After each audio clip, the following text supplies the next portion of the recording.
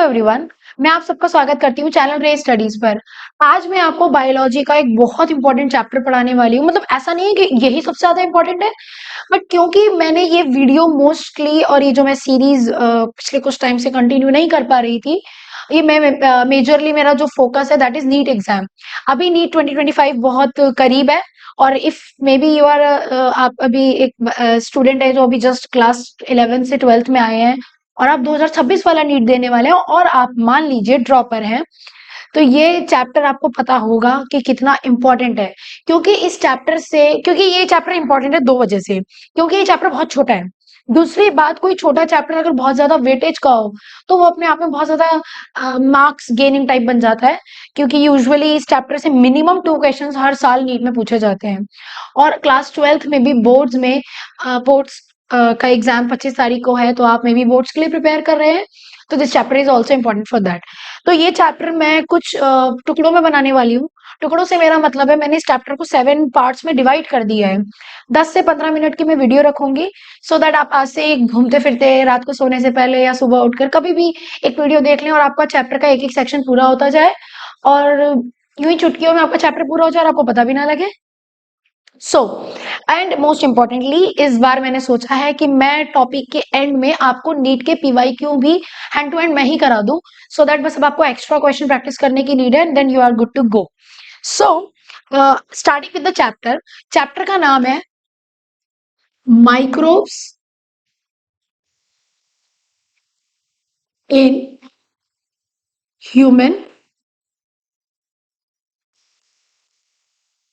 Welfare. हमें microbes in human welfare नाम का चैप्टर पढ़ना है। Let's first understand the meaning of the name. So, microbes, सबसे पहले तो हमें पता होना चाहिए कि माइक्रोब्स होते क्या है। माइक्रोब्स एक वर्ड है जिसको हम यूज करते हैं फॉर द ऑर्गेनिजम्स, जिनको हम बोलते हैं माइक्रो ऑर्गेनिजम्स। माइक्रो ऑर्गेनिजम्स वो ऑर्गेनिजम्स होते हैं जो माइक्रो साइज के हैं, यानी कि इतने छोटे साइज में जिनको आप बिना माइक्रोस्कोप की मदद से नहीं देख सकते। And organisms are living organisms simply in human welfare. और माइक्रो ऑर्गेनिजम्स को क्यों पढ़ना है हमें? हमें माइक्रो ऑर्गेनिजम्स को पढ़ना है फॉर ह्यूमन वेलफेयर। वेलफेयर का मतलब होता है किसी की भलाई। तो बेसिकली जो माइक्रो ऑर्गेनिजम्स होते हैं, जिनकी नॉलेज हमें थ्रू बायोलॉजी मिलती है, हम एनाटॉमी में, मॉर्फोलॉजी में जगह जगह उनके बारे में बहुत सारी उनकी प्रॉपर्टीज और फीचर्स पढ़ते होते हैं, उनको क्लासिफाई करते हैं। माइक्रो ऑर्गेनिजम्स हमारे क्या काम के हैं या सिर्फ हमारा बुरा ही करते हैं? बेसिकली माइक्रो ऑर्गेनिजम्स एक बहुत चैप्टर है जो आपने 7th क्लास में भी पढ़ा होगा, शायद वहां पे उसका नाम था micro organisms friend and foe. They are basically our friends, because ये बहुत सारे कामों में हमारे लिए बेनिफिशियल है, यूजफुल है। And at the same time हमारे दुश्मन भी है, बिकॉज बहुत सारे माइक्रो ऑर्गेनिजम्स हमें बहुत सारे as a pathogen they act है, बहुत सारी बीमारियां हमें करते हैं। फिलहाल हम उनकी बुराइयां नहीं करने वाले, उन्हें क्रिटिसाइज नहीं करने वाले। हम सिर्फ पिक उन्हें ही करेंगे जो हमारे लिए अच्छे हैं। बेसिकली हम उन माइक्रो ऑर्गेनिजम्स की बात करेंगे जो ह्यूमन वेलफेयर, या जिसका मतलब है ह्यूमन की भलाई, ह्यूमन के यूज में, ह्यूमन के लिए अच्छे कामों में जो काम आए। सो माइक्रोब्स इन ह्यूमन वेलफेयर को पढ़ने से पहले, सबसे पहले एनसीईआरटी के फर्स्ट पेज में आपको माइक्रोब्स का एक छोटा सा इंट्रोडक्शन मिलेगा। सो लेट्स फर्स्ट अंडरस्टैंड कि कौन से वो ऑर्गेनिज्म है जिनको मैं माइक्रो ऑर्गेनिज्म बोलूंगी। जैसे मैं छोटी थी, समवेयर 5th और 6th क्लास में, तो मुझे ऐसा लगता था कि जैसे चींटी है, तो ये जो छोटे छोटे एनिमल्स होते हैं, they are also micro organisms. No, they are not. Basically micro organisms वो होते हैं जिनको आप लिटरली माइक्रोस्कोप के बिना, यानी कि नेकेड आई से नहीं देख सकते। तो बेसिकली ये एनिमल्स हैं, ये प्लांट्स हैं, ये फंजाई हैं, ये है क्या? तो सबसे पहली बात आपको पता होना चाहिए कि लिविंग वर्ल्ड में कौन कौन से ऑर्गेनिजम्स आते हैं, और उनमें से कौन से वाले माइक्रोब्स हैं। So let's see the living world. जो लिविंग वर्ल्ड है, लिविंग वर्ल्ड बेसिकली सारे लिविंग ऑर्गेनिजम्स को मिलाकर जो उनकी पूरी एक दुनिया बनती है, जो एक बड़ा सा ग्रुप बनता है, we call that living world. Living world को पढ़ने के लिए हम लिविंग वर्ल्ड को क्लासिफाई करते हैं into 5 groups. We call them five kingdoms, and these five kingdoms are very important. You must always remember their name. आप कोई भी चैप्टर पढ़ते हो, कहीं पर भी आप छोटा सा भी इंट्रोडक्शन लेते हो, तो this is a very primary thing. जैसे जैसे आपको एक बहुत प्राइमरी थिंग सबको याद होती है, mitochondria is the powerhouse of the cell, और we are made up of cell. तो दिस इज दैट प्राइमरी अभी आपके क्लास 12 के स्टूडेंट होने के मुताबिक. सो सबसे पहले हम लिविंग वर्ल्ड को 5 ग्रुप में बांटते हैं, जिसको हम बोलते हैं 5 किंगडम क्लासिफिकेशन. अब लगे हाथ यहाँ पर एक पीवाईक्यू है, तो उसे भी हम कर ही लेते हैं. 5 किंगडम क्लासिफिकेशन किसने दिया था? 5 किंगडम क्लासिफिकेशन देने वाले साइंटिस्ट का नाम है R.H. विटेकर. तो you should know his name. R.H. Whittaker gave 5 kingdom classification. और ये 5 किंगडम कौन से हैं? So your very first kingdom is Monera. Now the second one is Protista. Now third one is Fungi.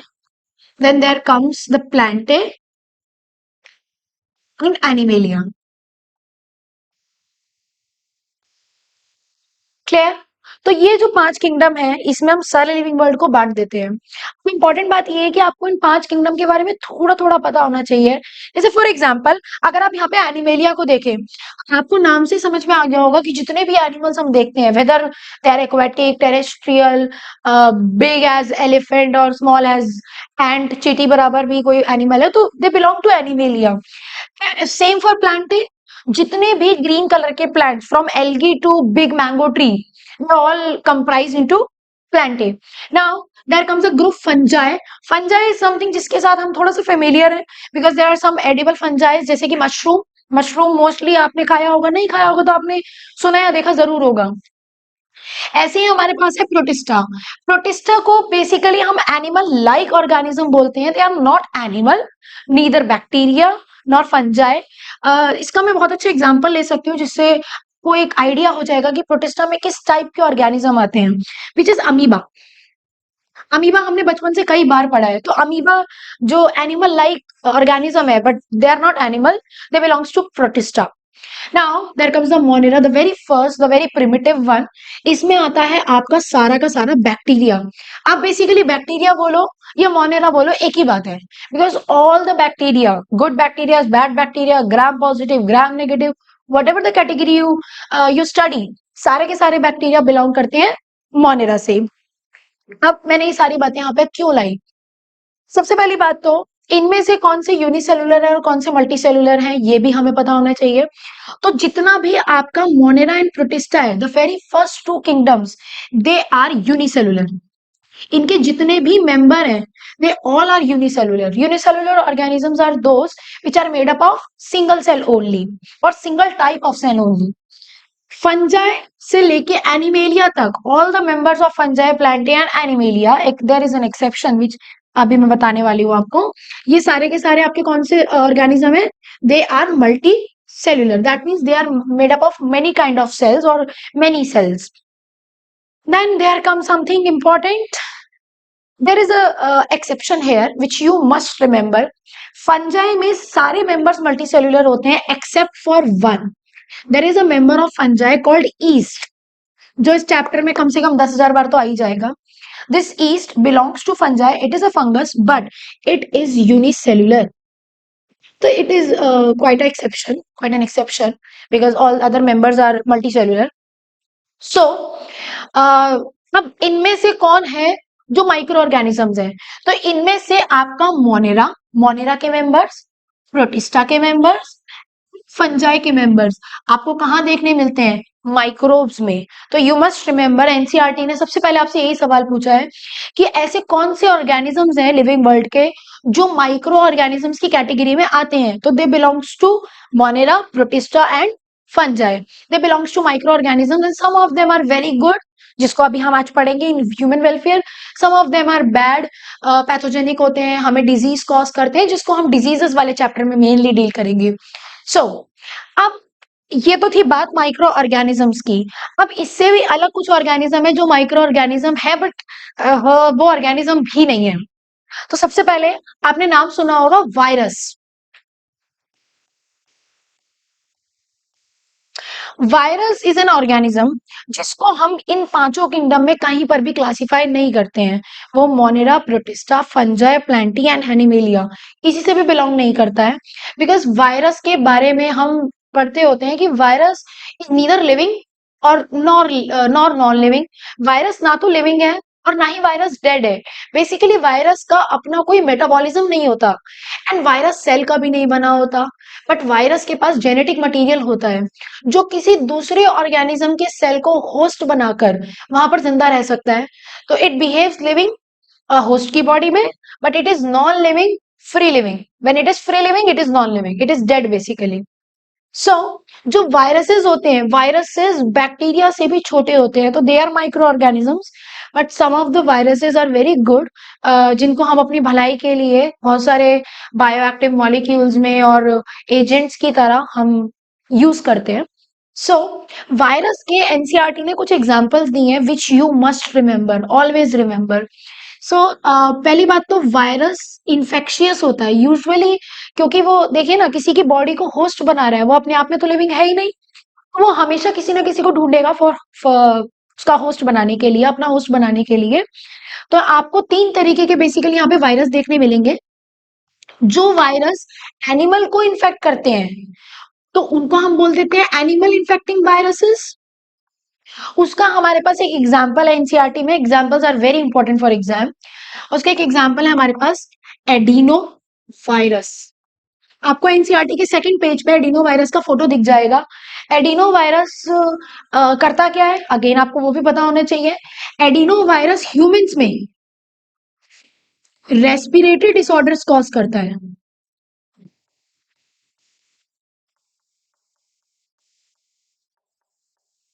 It causes respiratory problems. Now there comes the second one.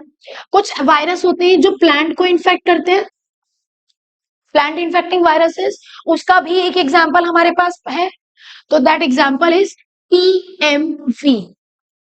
TMV is for tobacco Mosaic virus. Tobacco Mosaic virus tobacco plant के अंदर tumour कर देता है, basically tobacco plant को cancer कर देता है।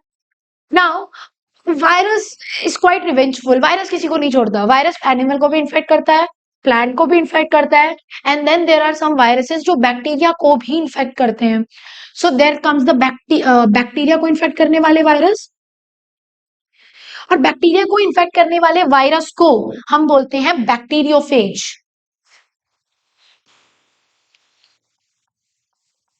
Bacteriophage.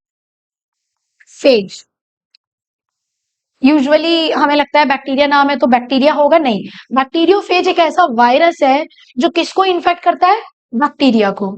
सो bacteriophage की हमारे पास एक डायग्राम है जो एनसीईआरटी में है, और उसकी लेबलिंग और उसका डायग्राम आपको ड्रॉ करना आना चाहिए और आपको याद भी होना चाहिए for your boards exam, for class 11th and for NEET also, for any exam you are preparing for, any paramedical exam, BPT exam और सीयूईटी एग्जाम।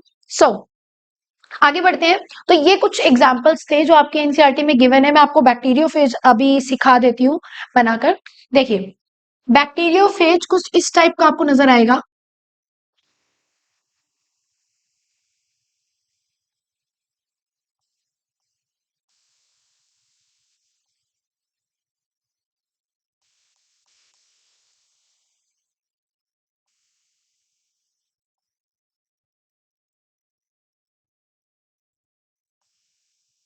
बैक्टीरियोफेज में सबसे पहली बात तो बैक्टीरियोफेज का जो ये ऊपर वाला रीजन है इसे हम बोलते हैं हेड। और हेड के अंदर होता है बैक्टीरियोफेज का genetic material. As I already told you, virus के अंदर जेनेटिक मटेरियल होगा। तो वायरस के अंदर अपना क्या होगा, जेनेटिक मटेरियल जो आपको मिलेगा हेड रीजन में। वायरस के नीचे जो इसके कॉलर पे है दिस इज कॉल्ड कॉलर। उसके बाद ये जो पूरा डंडी वाला पार्ट है दिस इज कॉल्ड टेल।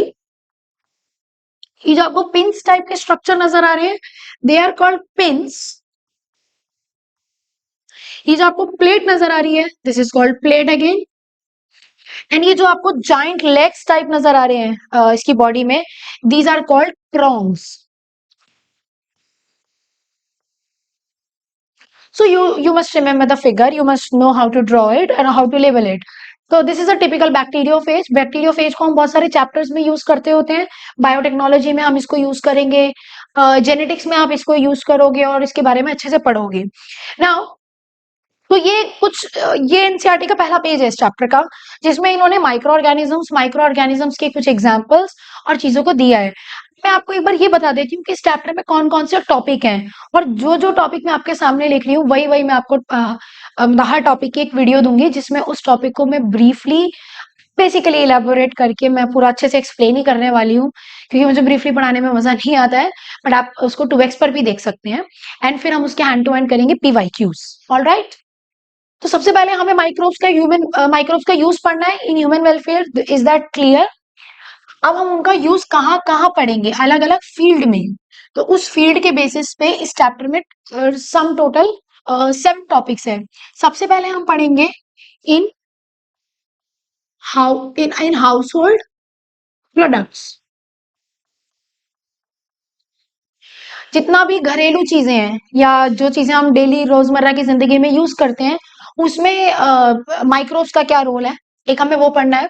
फिर हम पढ़ेंगे इन इंडस्ट्रियल प्रोडक्ट्स. बहुत सारी चीजें हैं जो हम इंडस्ट्रियल लेवल पे फैक्ट्रीज में प्रोड्यूस करते हैं, बड़े बड़े फर्मेंटर्स में, और उसमें हम माइक्रो ऑर्गेनिजम्स का यूज करते हैं. तो this is the very second topic of your chapter. फिर आप पढ़ोगे इसको सीवेज ट्रीटमेंट में.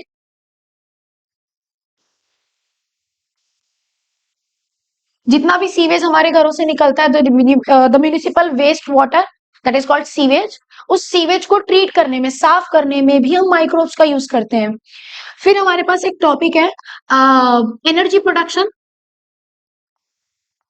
हम एनर्जी प्रोड्यूस करने के लिए इसका कैसे यूज करेंगे. एनर्जी से बेसिकली मेरा मतलब है fuel, which is a biogas. तो हम इसमें गोबर गैस प्लांट और बायोगैस प्लांट के बारे में पढ़ेंगे. फिर आपके पास है बायो कंट्रोल एजेंट, कि हम वायरस, बैक्टीरिया या फंजाई, इन सबको कैसे यूज करते हैं पेस्ट से छुटकारा पाने के लिए. जब हम खेती बाड़ी करते हैं, एग्रीकल्चरल एक्टिविटीज में दूसरे पेस्ट को कंट्रोल करने के लिए भी हम माइक्रो ऑर्गेनिजम्स का यूज करते हैं. तो they also behave as good bio control agents. And then last, bio fertilizers. हमने बायो फर्टिलाइजर्स के बारे में बहुत बार पढ़ा है कि ऐसी चीजें जो सॉइल की फर्टिलिटी को एनहांस करती हैं, उस सारी चीजों को फर्टिलाइजर्स बोलते हैं. पर जब हम किसी लिविंग ऑर्गेनिजम्स को, यानी कि माइक्रोब को, किसी भी चीज जो जिंदा है, किसी माइक्रोब को यूज करते हैं to enhance the fertility of soil, उस फर्टिलाइजर को हम बोलते हैं bio fertilizers. They are quite trendy these days because they are very useful, because they are quite natural. मतलब कंप्लीट ये नेचुरल है, हम कोई हार्श केमिकल्स सॉइल में यूज नहीं कर रहे हैं. तो ये हमारी सॉइल की फर्टिलिटी को एनहांस करता है नेचुरली. तो नेचुरल इज गुड. सो ये सारे टॉपिक्स हैं, दीज आर 7 टॉपिक्स, जिसपे मैं आपको ईच टॉपिक 15 to 20 मिनट्स के वीडियो में आई विल एक्सप्लेन, एलैबोरेट करके, and then briefly, and then PYQ. तो आपका चैप्टर अच्छे से फिनिश हो जाएगा. आई होप आपको इंट्रोडक्शन और चीजें थोड़ी सी समझ में आई होंगी. मिलते हैं नेक्स्ट वीडियो में. Thank you.